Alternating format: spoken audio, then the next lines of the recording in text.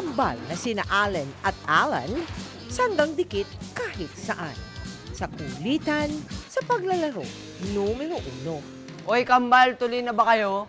Pero sa kanilang edad na 13, may kakambal din silang problema. Nung bata kami, madalas kami tinutokso ng supot, saka hindi pa putuli.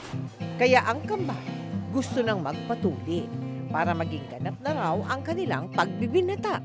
Kabilang sila sa mga sumailalim sa ating Operation Tuli dito sa Santa Ana Hospital sa Maynila at sa Quezon City General Hospital.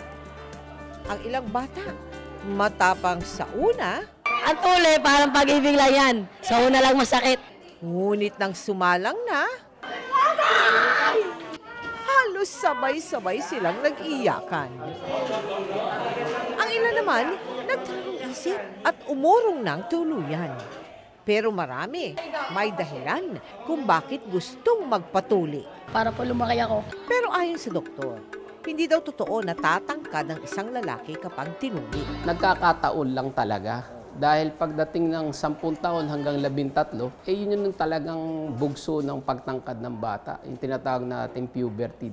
Ayon kay Doc, kalinisan ang pangunahing dahilan kung bakit nagpapatuli. Pagka hindi tayo natuli, may foreskin na nakabalot. So, ang nangyayari, naipunan to ng dumi. May mga pag-aaral na nagsasabi na pwedeng magkaroon ng cancer sa penis.